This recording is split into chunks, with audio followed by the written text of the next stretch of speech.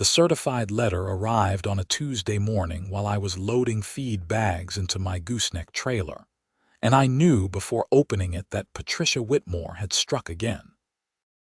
My name is Quincy Peterson, and I have been dealing with the Meadowbrook Heights Homeowners Association in suburban Dallas, Texas, for 3 years now. Most of that time has been peaceful, but 6 months ago, Patricia took over as president, and everything went downhill faster than a spooked heifer at a county fair. I stood there in my driveway on Sycamore Lane, holding the letter with dirt still under my fingernails from the morning feed, reading words that made my blood pressure spike. Notice of property violation and asset seizure. The Gooseneck trailer located at 4782 Sycamore Lane is in violation of Meadowbrook Heights HOA Covenant Section 12.4b, prohibiting commercial vehicles and equipment. Said trailer will be impounded and removed within 72 hours unless owner provides proof of sale or removal. Failure to comply will result in forced removal and storage fees of $200 per day. I read it 3 times, each time getting angrier. That trailer was not just sitting there for show. Every Saturday and Sunday for the past 7 years, I used it to haul livestock to youth agriculture programs across North Texas. Free of charge. Kids in 4-H clubs, Future Farmers of America chapters, county fairs, youth rodeos. My trailer had carried prize-winning steers, dairy goats, sheep, even a few miniature horses to events where kids learned responsibility, animal husbandry, and the value of hard work. The trailer itself was a 30-foot gooseneck, aluminum construction with excellent ventilation, rubber matting on the floors, and a fresh coat of white paint I had applied just last month. It sat on my extended driveway, which I had specifically paved and expanded when I moved here, making sure everything was within my property lines. I had checked the HOA rules back then. There was nothing about trailers, nothing specific anyway. I pulled out my phone and called the HOA office. A cheerful voice answered after 2 rings. Meadowbrook Heights HOA, this is Susan speaking. Susan, this is Quincy Peterson on Sycamore. I need to speak with Patricia Whitmore immediately. Oh, Mr. Peterson, Patricia is in a meeting right now. Can I take a message? Tell her I received her seizure notice, and she cannot take my trailer. That thing is used for community service, and there is no legitimate violation. Susan's voice dropped to almost a whisper. Between you and me, Mr. Peterson, you might want to come to the office. Patricia has been on a rampage lately. She issued 17 violations last week alone. I will be there in 20 minutes. I changed out of my work clothes into clean jeans and a button-down shirt, then drove the 1.5 miles to the HOA office, located in a strip mall between a yoga studio and a tax preparation service. The office was small, just 2 rooms, but Patricia had redecorated with expensive furniture that screamed she was spending our dues on unnecessary luxuries.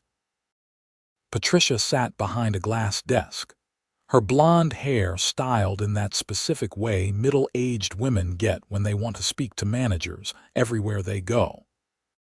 She wore a cream-colored blazer with shoulder pads that had not been fashionable since the 1980s, and her makeup was applied so thick I could probably scrape it off with a putty knife. Quincy, I assumed you would show up. She did not look up from her computer screen. Patricia, that notice is ridiculous. My trailer is not a commercial vehicle. I use it for volunteer work with kids. Section 12.4 subsection B clearly states no commercial vehicles, work trucks, trailers, or equipment may be visible from the street. Your trailer has been sitting in your driveway for months. Years, Patricia. Years. Because nobody had a problem with it until you took over, and it is not commercial. I do not make money from it. I help kids get their animals to shows and programs. It is charity work. Patricia finally looked at me, her lips pressed into a thin line. The covenant does not distinguish between commercial and personal trailers. A trailer is a trailer. It is an eyesore, and multiple neighbors have complained. Which neighbors? Because I have talked to everyone on my street, and they all know what I do. The Hendersons' grandson showed his steer at the state fair last year, and I hauled it there.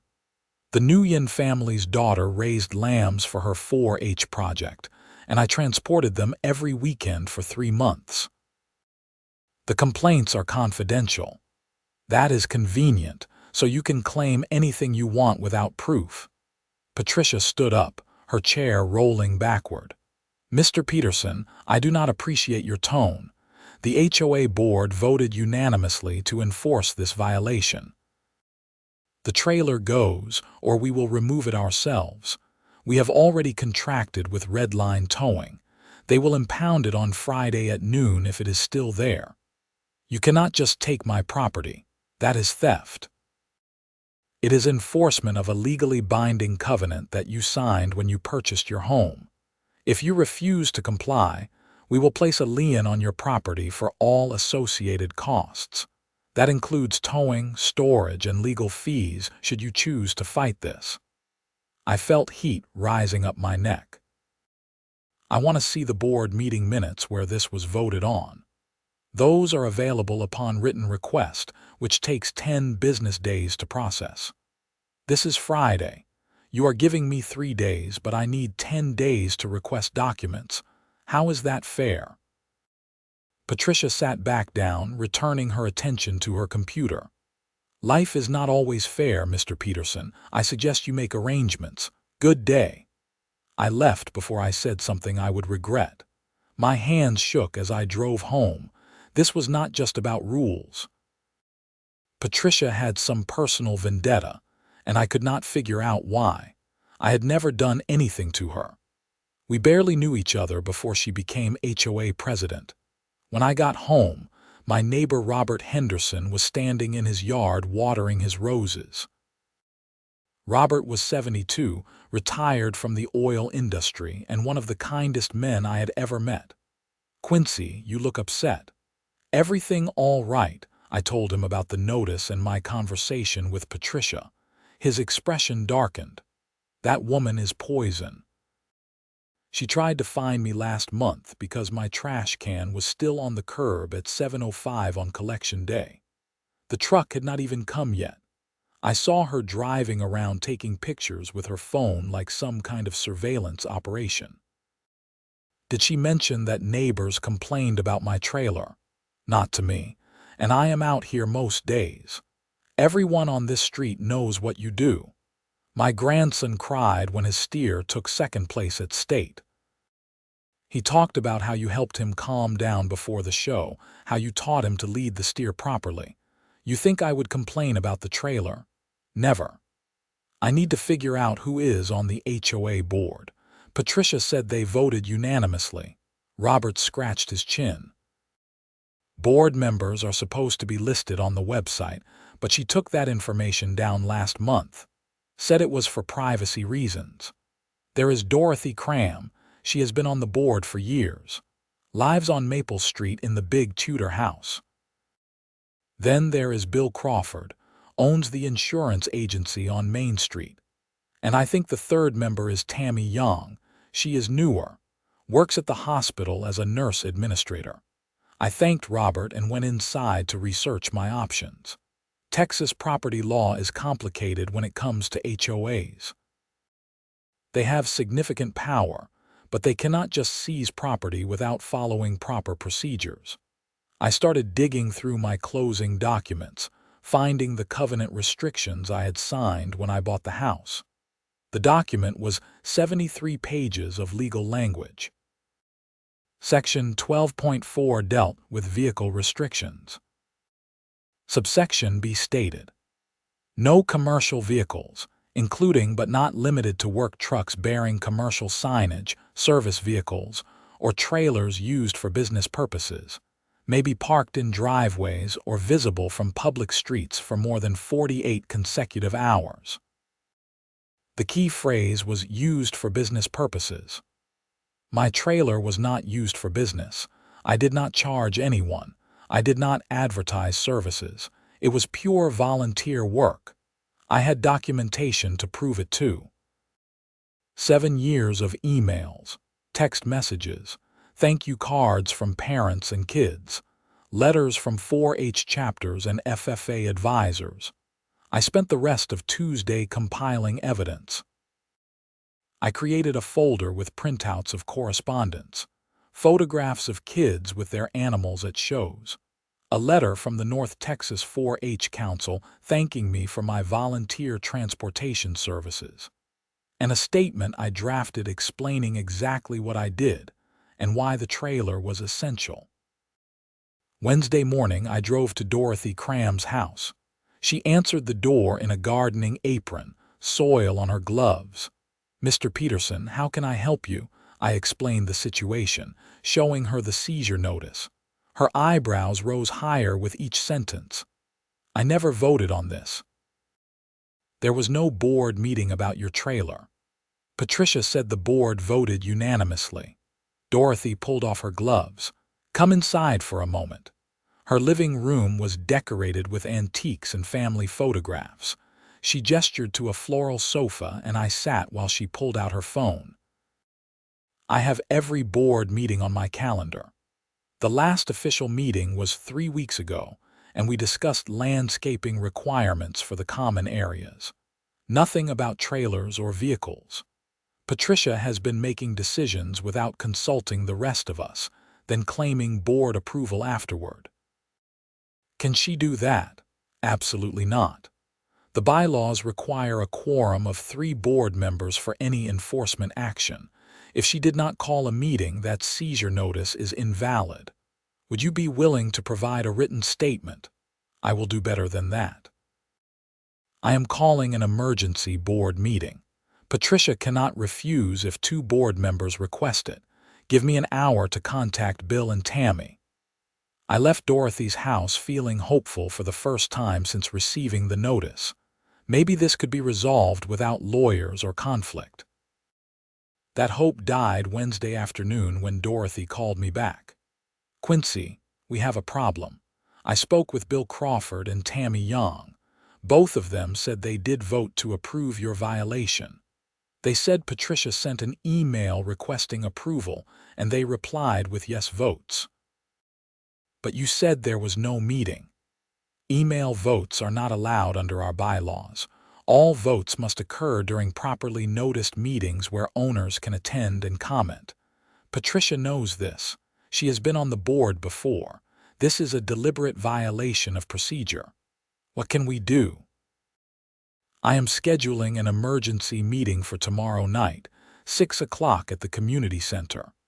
I am sending proper notice to all homeowners per the bylaws. Patricia cannot stop it. We will vote to rescind the violation." "Will Bill and Tammy support that?" Dorothy hesitated. "I honestly do not know. Patricia has some kind of influence over them, but with homeowners present, they might feel pressure to do the right thing." Thursday crawled by. I spent the morning hauling a dozen goats to a youth ranch camp in Waxahachie, where inner-city kids learned about farm animals. The kids' faces lit up when they saw the goats, and one girl named Maria told me she wanted to be a veterinarian someday because she loved animals so much. These programs mattered. They changed lives, and Patricia wanted to take that away over some petty rule enforcement. The emergency meeting was packed. The community center's main room held about 60 people, and nearly every seat was filled. Robert Henderson was there, along with families I recognized from the neighborhood. I saw Mr. Nguyen with his daughter Sarah, the Kirkland family whose son raised rabbits, and at least a dozen other people who knew about my trailer and what I did with it. Patricia sat at a folding table at the front with Bill Crawford and Tammy Young. Dorothy sat slightly apart, her expression stern. Patricia looked annoyed that so many people had shown up. Dorothy called the meeting to order at 6 sharp.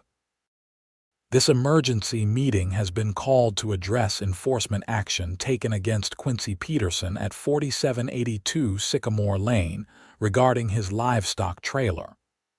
Patricia, please explain the violation and the enforcement process that was followed. Patricia stood, smoothing her blazer. Mr. Peterson's property is in violation of Section 12.4 subsection B of our covenants. A 30-foot gooseneck trailer has been parked in his driveway for an extended period. The board voted to enforce the covenant and require removal. When did this board vote occur? Dorothy asked. Last Friday. I sent an email to all board members and both Bill and Tammy approved the enforcement. So there was no meeting. Email voting is efficient and allows for quick action. Dorothy pulled out a document. According to our bylaws, Article 7, Section 3, all board votes must occur during properly noticed meetings unless dealing with emergency situations that threaten health or safety. A parked trailer is not an emergency. Your email vote violated our bylaws, making the enforcement action invalid. Bill Crawford leaned forward. Dorothy, we have allowed email votes before for minor issues. Seizing someone's property is not minor, Bill. This is serious. Patricia's face reddened. The trailer is an eyesore. We have received complaints from multiple homeowners about property values being affected. Robert Henderson stood up from the audience. I would like to hear from these homeowners. Who complained? That information is confidential. No, it is not, Dorothy said firmly.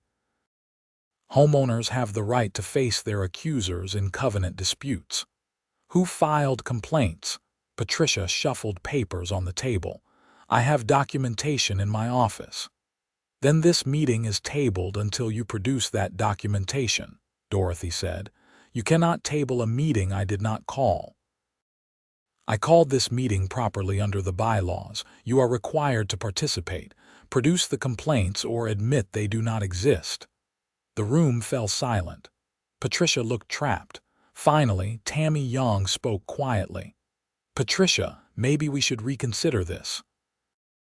If Mr. Peterson is using the trailer for volunteer work, perhaps we can make an exception. The covenants do not allow for exceptions. Rules are rules. I raised my hand and Dorothy nodded at me. I stood, holding my folder of documentation. I have 7 years of records proving that trailer is used exclusively for volunteer transportation of livestock to youth agriculture programs. I do not charge anyone. I do not run a business. I help kids across North Texas participate in 4-H, FFA, county fairs, and educational programs. I have letters from program directors, thank you notes from families, and photographs of dozens of kids whose lives have been positively impacted. I walked to the front and handed Dorothy the folder. She flipped through it, her expression softening. This is impressive, Quincy. I had no idea the scope of what you do. Mr. Nguyen stood next. My daughter Sarah raised 3 lambs for her 4-H project last year. Quincy transported them every single weekend to the county extension office for meetings and training. Sarah learned responsibility, animal care, and public speaking. She is now applying to Texas A&M to study animal science. That trailer made it possible. Other parents stood and shared similar stories. The Kirkland boy who overcame his shyness through rabbit showmanship. The Henderson grandson who learned work ethic from cattle showing. A girl named Emma who discovered her love of horses when Quincy hauled her miniature horse to a therapeutic riding demonstration. Patricia's jaw clenched tighter with each testimonial. When the parents finished, she stood abruptly. This is all very touching, but it does not change the covenant violation. The trailer is still prohibited regardless of its use. Dorothy closed the folder.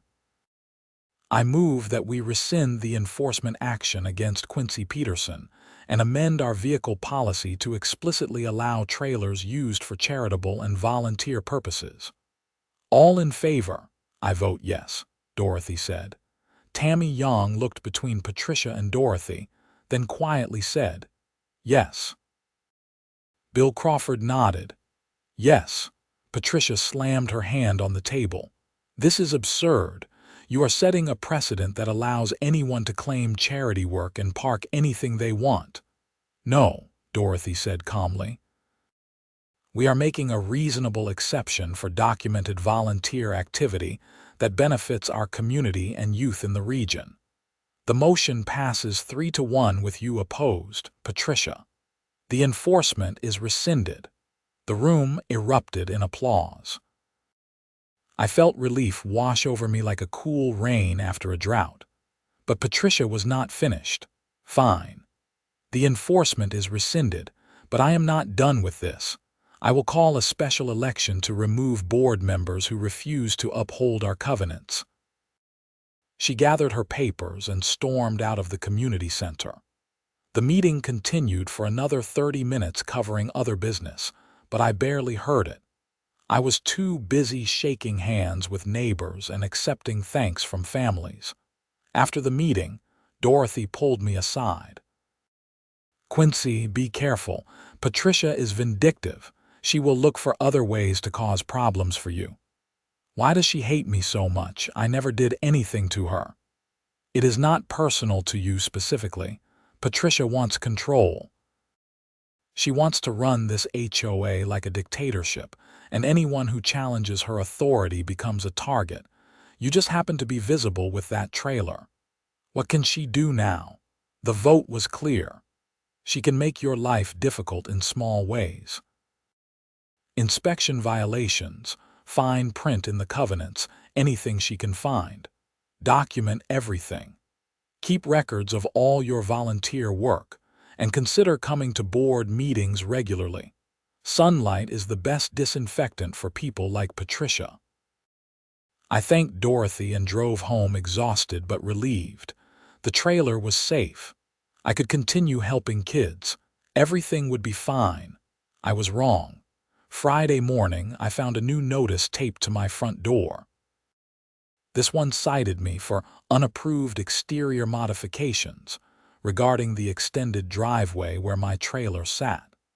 According to Patricia's notice, any driveway expansion beyond the original construction required HOA approval, which I had never obtained. I grabbed my closing documents again and found the property survey. The driveway extension had been completed by the previous owner in 2009, more than a decade before I bought the house. I had documentation showing it existed when I purchased the property. I photographed the notice, then called Dorothy. She is retaliating, I told her. Now she is claiming my driveway is unapproved. Dorothy sighed. Did you expand the driveway, or was it already there? Already there. I have survey documents from my closing showing it existed in 2018, when I bought the house. Then she has no case. Under Texas property law, HOAs cannot enforce violations that existed before a homeowner's purchase without proving the homeowner created or expanded the violation. Send her a response with your documentation and copy all board members. I spent Friday afternoon drafting a response. I attached the property survey, closing documents, and a photograph from the listing when I bought the house clearly showing the extended driveway. I sent it to Patricia's email and copied Dorothy, Bill, and Tammy. Patricia responded within an hour. Violation stands. Previous owner's failure to obtain approval does not grandfather the non-compliant modification. Remove the extended driveway or face fines of $100 per day starting Monday. I called a real estate attorney named Marcus Webb, who specialized in HOA disputes. His office was in downtown Dallas, and he agreed to see me that afternoon. Marcus was in his 40s, bald with glasses, and had a reputation for aggressive representation.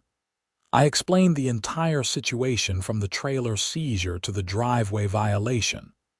"This is textbook retaliation," Marcus said, leaning back in his leather chair. "You challenged her authority, the board overruled her, and now she is weaponizing the covenants against you. The good news is that Texas law protects homeowners in situations like this. What are my options?"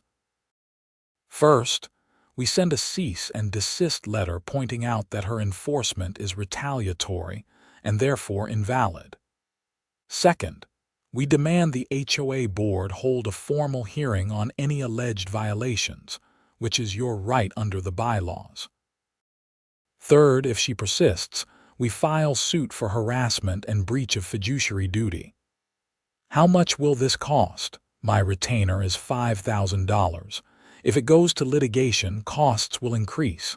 But frankly, I do not think it will get that far." HOAs hate being sued because it increases their insurance premiums and exposes board members to personal liability. A strong letter usually stops bad actors like Patricia. I authorized Marcus to proceed. He drafted a 5-page letter outlining all of Patricia's violations of HOA bylaws and Texas property law, demanding she cease all retaliatory enforcement actions, and warning of litigation if she continued. The letter was delivered Monday morning via certified mail. I also received a copy, and it was beautifully aggressive. Marcus cited multiple court cases, specific statutes, and made it clear that Patricia was exposing herself and the HOA to significant legal liability. Monday afternoon, Patricia called an emergency board meeting without proper notice to discuss legal threats from a homeowner. "Dorothy called me immediately. She is trying to rally Bill and Tammy against you. I need you at this meeting. It is at the HOA office at 6. I arrived at 5:45 with Marcus Webb. Patricia's face went pale when she saw the attorney. "This is a closed board meeting. He cannot be here." "Actually," Marcus said pleasantly, "Texas law allows homeowners to have legal representation at any HOA proceeding affecting their property rights. We are staying." The meeting was tense. Patricia tried to paint me as a troublemaker who refused to follow rules. Dorothy countered with documentation of Patricia's procedural violations. Bill and Tammy sat quietly, clearly uncomfortable. Finally, Marcus spoke. "Let me make something very clear. Quincy Peterson has broken no rules. His trailer is used for documented volunteer work, which the board approved as an exception. His driveway was installed before he owned the property. Every action Patricia Whitmore has taken constitutes harassment and retaliation. If this continues, we will file suit against the HOA and Patricia personally for harassment, breach of fiduciary duty, and intentional infliction of emotional distress. Texas courts award significant damages in cases like this, and Patricia's insurance will not cover intentional misconduct." Patricia tried to maintain her composure. "I am simply enforcing our covenants." "No, you are abusing your position to target someone who challenged your authority. The documented timeline proves it. Trailer seizure attempt, immediately followed by driveway violation after the board overruled you. That is textbook retaliation." Bill Crawford cleared his throat. "Patricia, maybe we should drop this. Quincy is doing good work with those kids. This is not worth a lawsuit. We have insurance for legal matters." "Not for intentional misconduct," Marcus interjected. "Read your policy. Intentional acts by board members are specifically excluded. You would be personally liable for all damages and attorney fees. In cases like this, Texas courts have awarded judgments exceeding $100,000. Tammy Young spoke up. "I move that we rescind all violations against Quincy Peterson's property and close this matter." Second, Dorothy said immediately. Bill nodded. All in favor, 3 hands went up. Patricia sat with her arms crossed, silent. Motion passes, Dorothy announced. Quincy, all violations are rescinded. Patricia, this matter is closed. Move on to other homeowners or other issues. Marcus and I left the office. Outside, he turned to me with a slight smile. She will leave you alone now. Bullies always back down when confronted with real consequences. I hope you are right. Thank you for your help. Send me any further notices she issues, but I predict you will not hear from her again about this. Marcus was half right.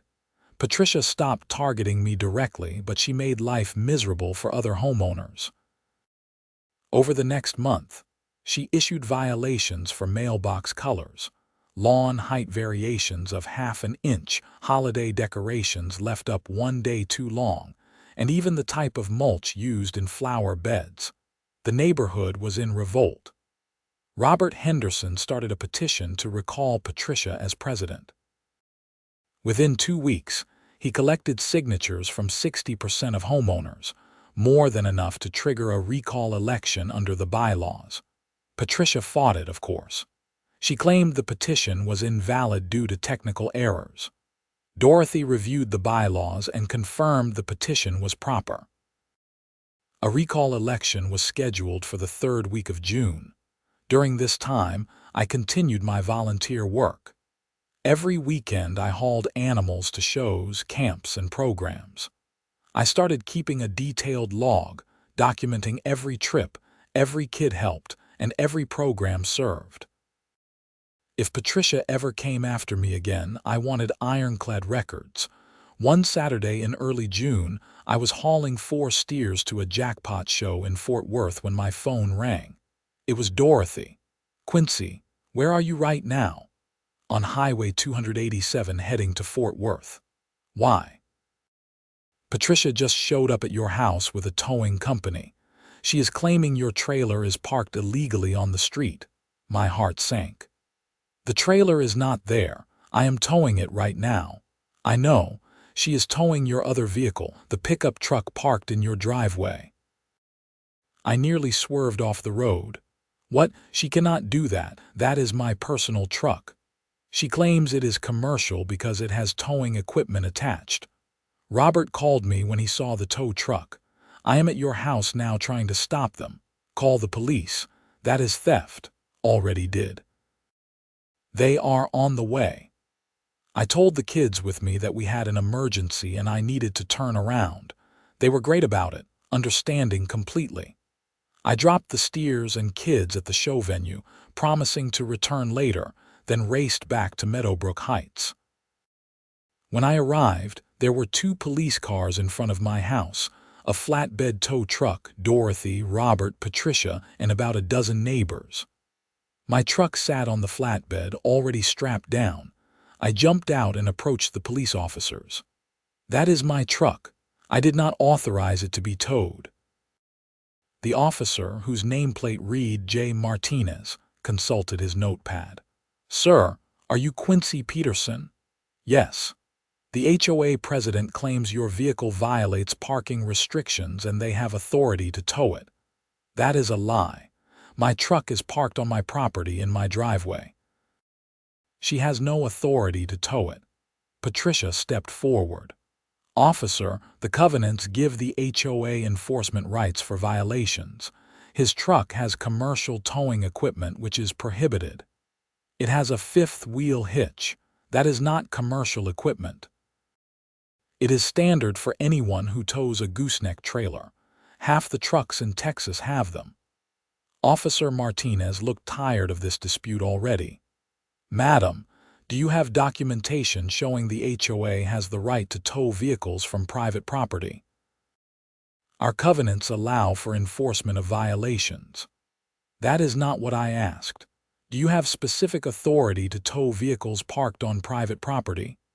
Patricia pulled out a copy of the covenants and flipped through pages. The officer waited patiently. Finally, she pointed to a section. Here.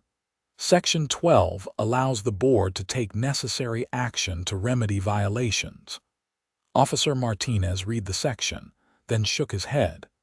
That is vague language about remedying violations. It does not specifically authorize vehicle seizure from private property. In Texas, that requires either owner consent or a court order. Do you have a court order? No, but the covenants are a binding contract. That may be true, but contracts do not override state law regarding property seizure. Sir, he turned to me, do you want to press charges for attempted theft? I looked at Patricia, whose face had gone from red to pale. Yes, she has been harassing me for months.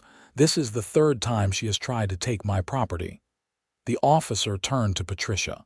Madam, I need to see identification. This is ridiculous. I am the HOA president. I have authority to enforce our rules. You just admitted to ordering the tow of a vehicle from private property without owner consent and without a court order. In Texas, that constitutes theft. I need to see identification now. Patricia fumbled for her purse and pulled out her driver's license. The officer examined it, then spoke into his radio. He returned the license to Patricia. You are not under arrest, but I am filing a report documenting this incident. I strongly suggest you have that truck released immediately and cease any further attempts to seize property without proper legal authority. If Mr. Peterson decides to press charges, you could face criminal prosecution. Patricia turned to the tow truck driver. Release the vehicle. The driver looked relieved to be done with this situation. He unstrapped my truck and lowered it from the flatbed. Within 10 minutes, my truck was back in my driveway and the tow truck was gone. Officer Martinez took my statement, then Dorothy's and Robert's statements as witnesses. He gave me a case number and advised me to contact an attorney about a restraining order. This woman is obsessed with you, he said quietly. Document everything. Get cameras for your property, and seriously consider that restraining order.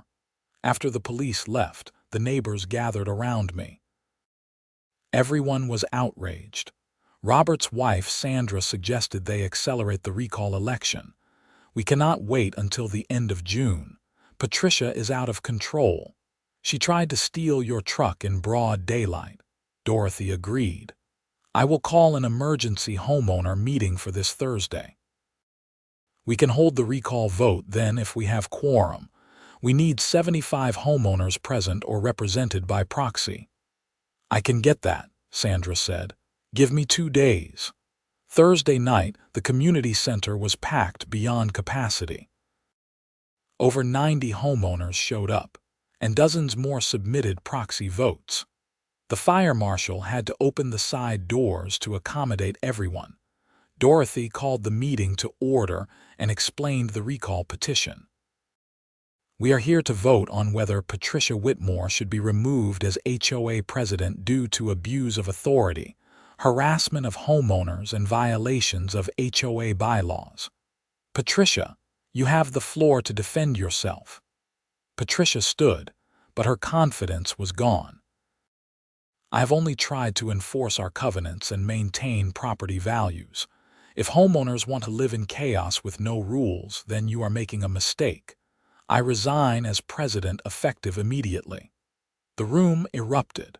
Dorothy banged a gavel for order. Your resignation is accepted. Per our bylaws, the vice president assumes presidency until the next regular election. That would be Bill Crawford. Bill looked uncomfortable but stood. I accept the position, but only temporarily. We should hold elections for a new board within 60 days. The meeting continued with various homeowners expressing frustration about Patricia's tenure. Stories emerged of violations for absurd reasons, demands for payments of questionable fines, and threats against anyone who questioned her. One elderly woman named Grace stood with tears in her eyes. Patricia fined me $300 because my roses grew over my property line by 6 inches. 6 inches. I am on a fixed income. I had to choose between paying her fine and buying my medication. Another homeowner talked about being threatened with a lien because his house number was the wrong font style. Someone else had been cited for parking their own car on their own property because it was facing the wrong direction. The meeting lasted over 2 hours. By the end, homeowners voted to not only accept Patricia's resignation, but to formally censure her in HOA records, notify the Texas Attorney General's office about potential fraud related to questionable fines, and demand an independent audit of HOA finances to ensure Patricia had not misappropriated funds. I left that meeting feeling vindicated but exhausted. This whole situation had consumed months of my life over something that should have been simple: parking a trailer on my own property to help kids. The following week, I received a call from a reporter at the Dallas Morning News. Somehow the story had leaked, and she wanted to interview me about HOA overreach and my volunteer work.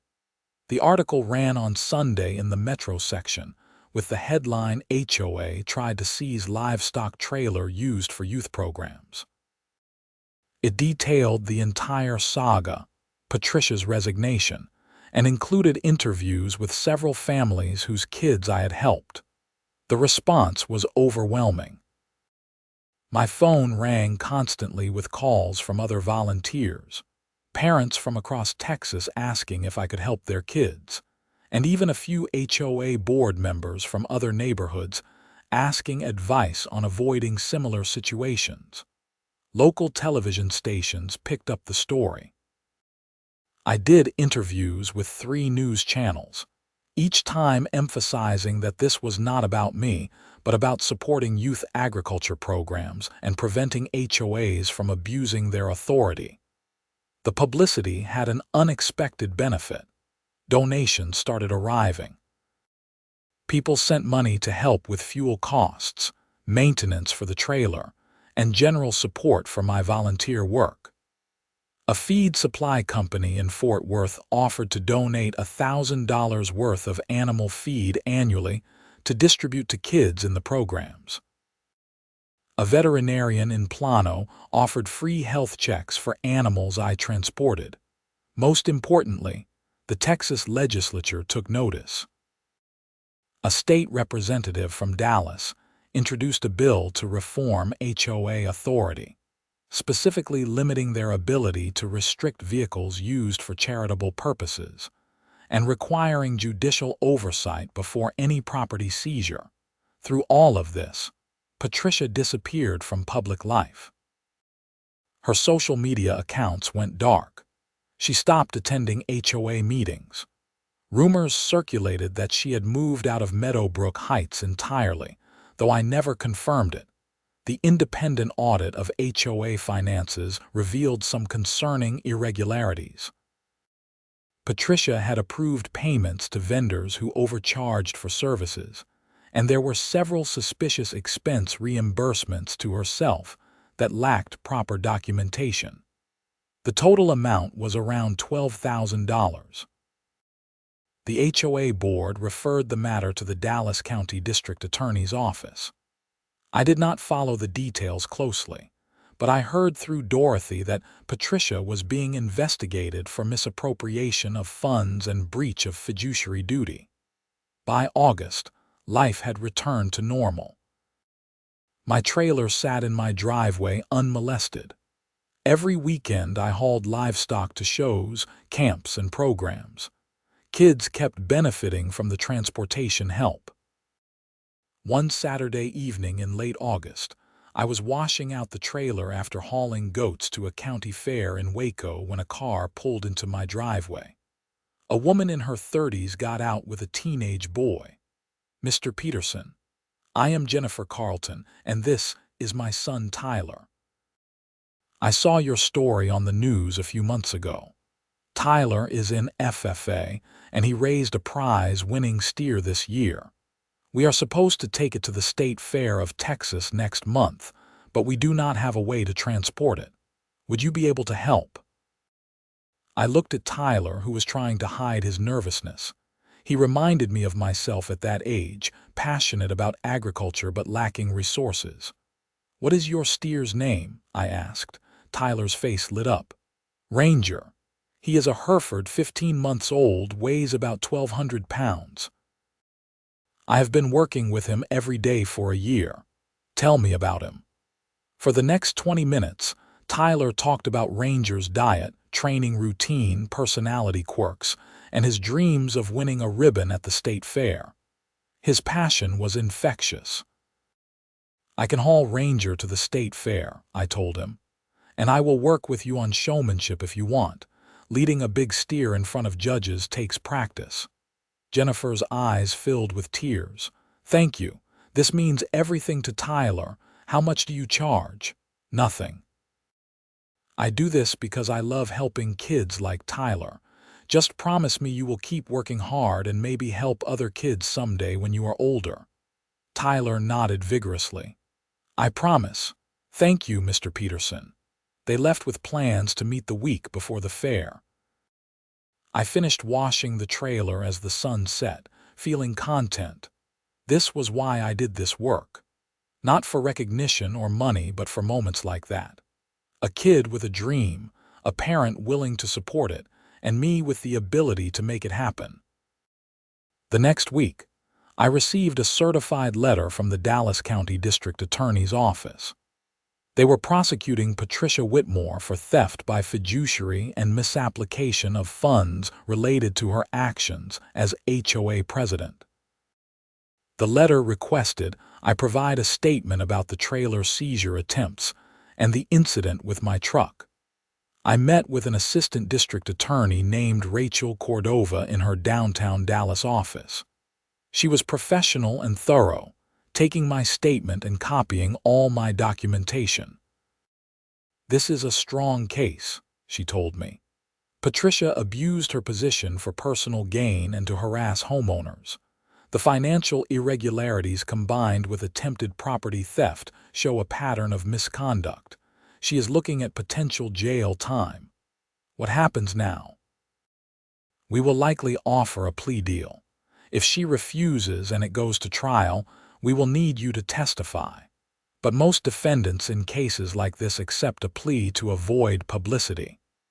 In October, Rachel called to inform me that Patricia had accepted a plea agreement. She pleaded guilty to misdemeanor theft and was sentenced to 1-year probation, 200 hours of community service, restitution of $12,000 to the HOA, and was permanently barred from serving on any HOA board in Texas. "She got off light," Rachel said, "but she will have a criminal record and the community service requirement is significant. Justice was served." I felt relief. This chapter was finally closed. The State Fair of Texas was a massive event that October. I hauled Tyler and Ranger to the fairgrounds in Dallas, along with 3 other kids and their animals. Tyler was nervous, but I coached him on staying calm and keeping Ranger focused. When his name was called in the showmanship competition, Tyler led Ranger into the ring with confidence. He executed every move perfectly, responding to judge instructions with precision. Ranger behaved beautifully, following Tyler's lead. Tyler took 3rd place in his category. When they announced his name, his face broke into the biggest smile I had ever seen. His parents hugged him and several FFA advisors congratulated him. Afterward, Tyler found me outside the show ring. "Mr. Peterson, thank you for everything. I could not have done this without you. You did the work, Tyler. You raised Ranger, trained him, showed him. I just provided transportation. It was more than that. You believed in me." That moment made everything worthwhile.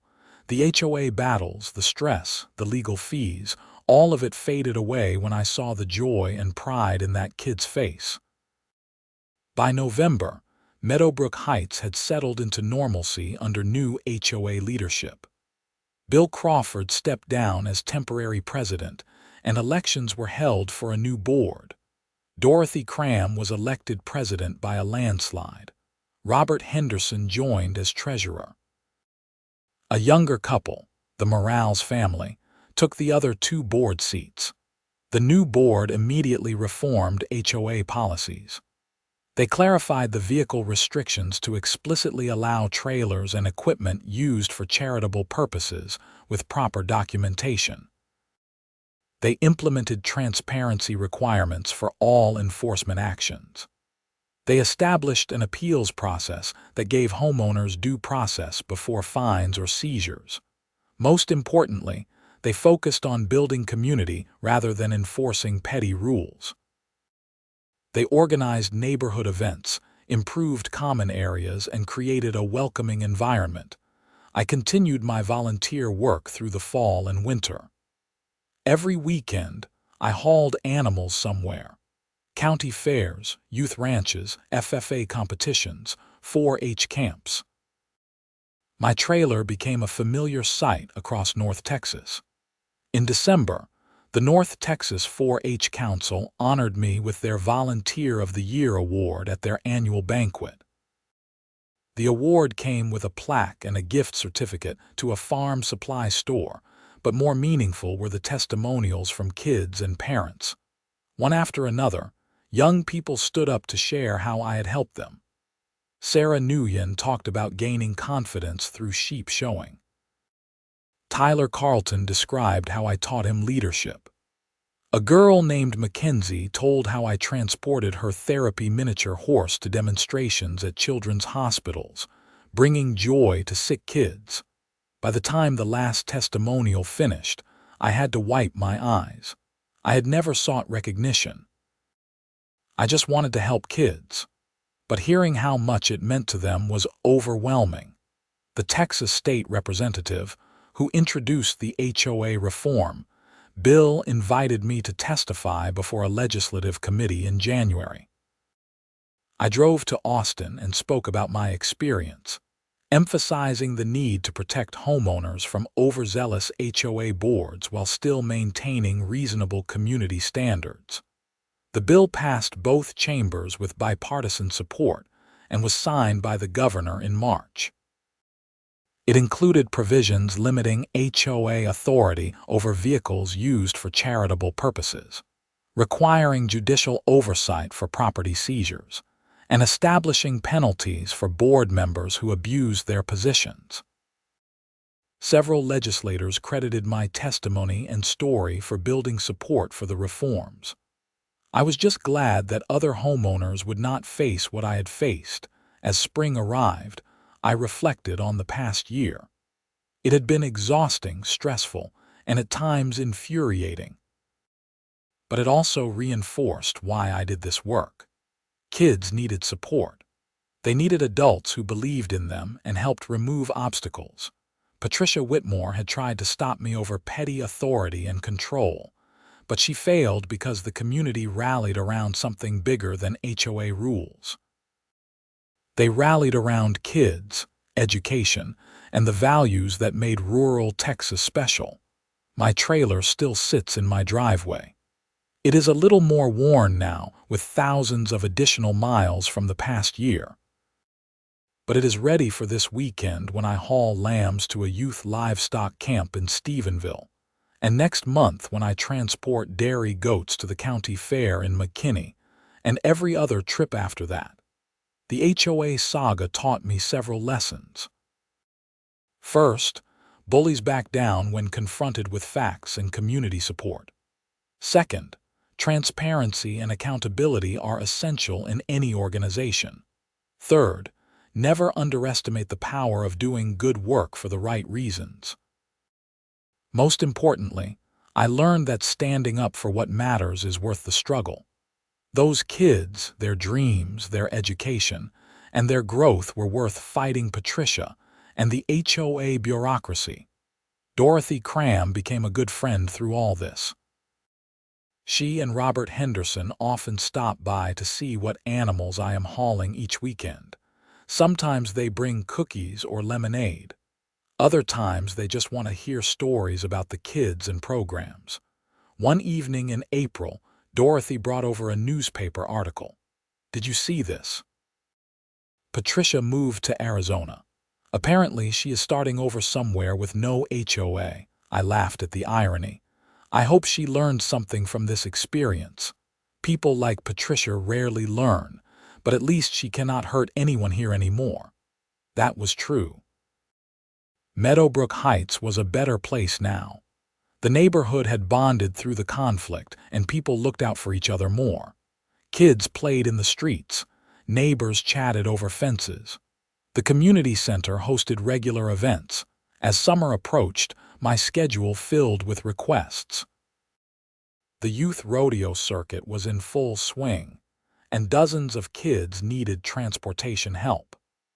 I upgraded my trailer with new tires, fresh paint, and improved ventilation systems using some of the donation money that had come in. The feed supply company made good on their promise, delivering pallets of quality feed that I distributed to kids who struggled to afford proper nutrition for their animals. The veterinarian provided free health checks and advice, ensuring animals stayed healthy throughout show season. One Saturday in June, I was hauling steers to a jackpot show in Amarillo when I received a call from a woman named Linda Olson. She was crying on the phone. "Mr. Peterson, I do not know if you remember me, but you hauled my daughter Emma's miniature horse to shows 3 years ago. Emma passed away from leukemia last winter." My heart sank. I remembered Emma, a bright little girl who loved her horse Thunder despite being sick. "I am so sorry, Linda. Emma was a wonderful kid." She was. We are establishing a scholarship in her name for kids in youth agriculture programs who face medical challenges. We want to make sure other kids like Emma can still participate despite health issues. Would you be willing to serve on the selection committee? I would be honored. Thank you. Emma talked about you all the time. She said you were the nicest man she knew because you helped kids follow their dreams. That is what this scholarship is about. We talked for another 20 minutes about Emma's legacy and the scholarship details. By the time we hung up, I was crying. But they were good tears. Emma's memory would live on by helping other kids. Life continued with its rhythms. Weekdays, I worked my regular job as a logistics coordinator for a freight company. Weekends, I hauled livestock. Evenings, I maintained equipment and coordinated schedules. It was a full life, sometimes exhausting but deeply meaningful. Every kid I helped was a reminder of why this work mattered. Agriculture programs taught responsibility, work ethic, animal welfare, and business skills. They shaped young people into capable adults. By the time July rolled around, I had transported over 200 animals for 90 different kids across North Texas. My trailer had logged 15,000 miles just since January. The wear and tear was significant, but so was the impact. The Emma Olson Memorial Scholarship awarded its first 3 scholarships that summer. One went to a boy with diabetes who raised rabbits. Another went to a girl recovering from a car accident who showed horses. The third went to a boy with cerebral palsy who worked with therapy goats. I attended the awards ceremony and watched these kids receive not just money, but validation that their challenges did not define their limits. They could still pursue their agricultural passions with support. Looking back on everything that happened with the HOA, I realized it was ultimately about values. Patricia Whitmore valued control, conformity, and authority. The community valued service, youth development, and common sense. When those values clashed, the community won. Not because they were louder or more aggressive, but because they were right. Supporting kids and education mattered more than parking restrictions and neighborhood aesthetics. My trailer would probably sit in that driveway for many more years. It would haul thousands more animals. It would help hundreds more kids pursue their dreams. And no HOA president, no matter how petty or vindictive, would stop that. Because at the end of the day, those kids mattered more than rules. Their growth, learning, and success were worth fighting for. And I would keep fighting for them as long as I could load animals into that trailer and drive them wherever they needed to go. The story could have ended badly. Patricia could have succeeded in seizing my trailer. The HOA could have made my life impossible. Legal fees could have bankrupted me. But none of that happened because good people stood up, because community mattered, and because doing the right thing attracted support. As autumn approached again, completing a full year since the initial seizure notice, I organized a neighborhood barbecue as a thank you to everyone who had supported me. Over 60 families showed up. We grilled burgers and hot dogs, kids played games, and adults shared stories. Robert Henderson raised his glass of lemonade in a toast. To Quincy Peterson, who stood up to a bully and reminded us all why we live in this neighborhood, not for perfect lawns and matching mailboxes, but for community, kindness, and looking out for each other. Everyone cheered. I felt embarrassed by the attention but grateful for the support. Later that evening, as people were leaving, Tyler Carlton approached me with his parents. "Mr. Peterson, I wanted to tell you that I got accepted to Texas A&M. I am going to study animal science. And I am planning to get my own trailer someday so I can help kids just like you helped me." That was the moment I knew everything had been worth it. The stress, the battles, the legal fees, all of it faded away because Tyler was going to carry this forward. He would help the next generation of kids. That is how communities survive and thrive. Not through rigid rules and enforcement, but through service, mentorship, and paying it forward. My name is Quincy Peterson. I live in Meadowbrook Heights, Texas. I own a 30-foot Gooseneck livestock trailer that sits in my driveway. And every weekend, I use it to haul animals to youth agriculture programs across North Texas. Free of charge. An HOA president once tried to stop me. She failed, and the work continues.